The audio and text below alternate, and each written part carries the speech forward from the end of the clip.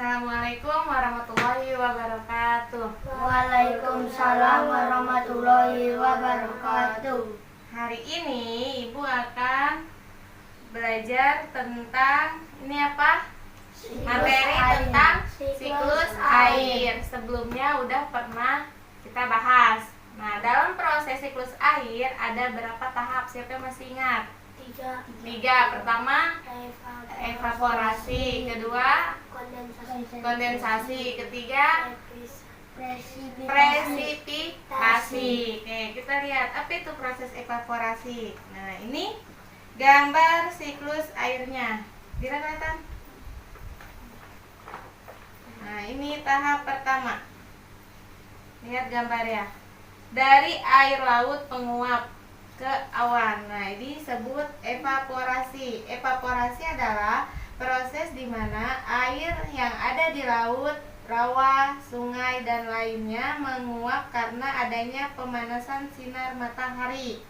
Dalam hal ini, air diubah menjadi uap air atau gas sehingga bisa naik ke atmosfer.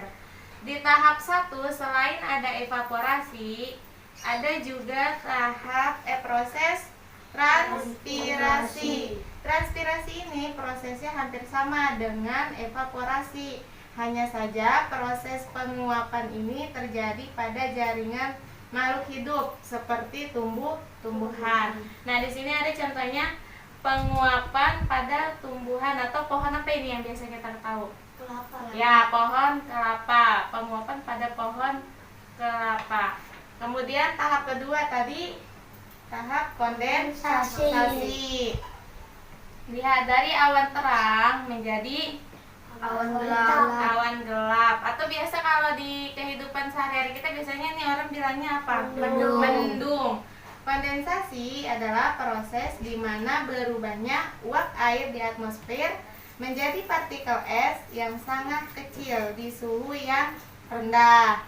Partikel es tersebut saling mendekat satu sama lain sehingga akan mengumpal menjadi awan.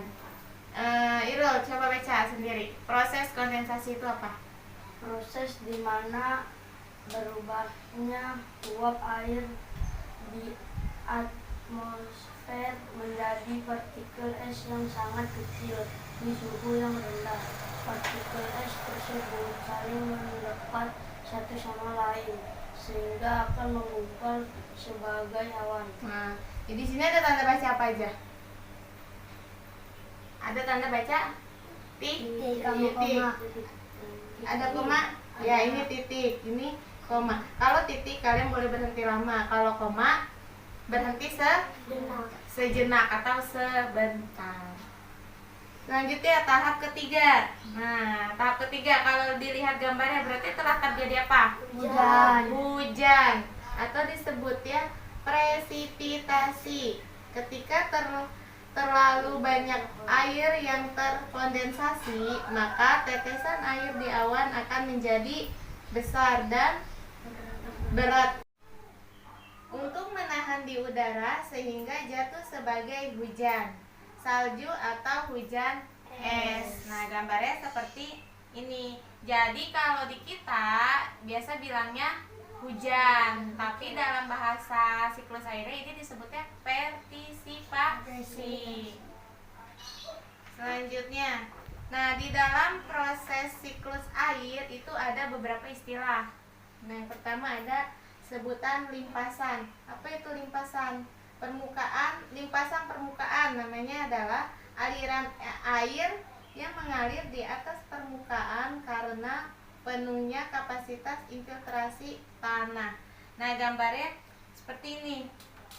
Jadi limpasan itu aliran air dari air hujan turun ke permukaan sungai atau laut. Nanti dia mengalir ke dalam resapan tanah. Itu ada lagi istilahnya, disebutnya adalah infiltrasi. Dira, baca Dira.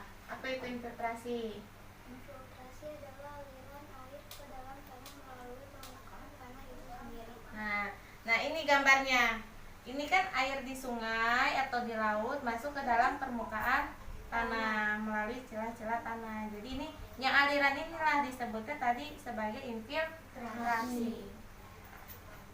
Terakhir adalah, nah ini seluruhnya proses siklus air. Gambar seluruhnya proses siklus air dari evaporasi atau transpirasi, kemudian kondensasi, baru presipitasi. Di sini ada infiltrasi.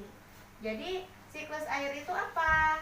Siklus air adalah sirkulasi air yang tidak pernah berhenti dari atmosfer ke bumi dan kembali ke atmosfer melalui proses evaporasi, transpirasi, kondensasi, dan presipitasi. Nah, berarti tahapnya itu ada 3, tapi di sini ada istilah transpirasi. Transpirasi dan evaporasi itu sama-sama penguapan. Hanya bedanya kalau evaporasi itu penguapan pada apa?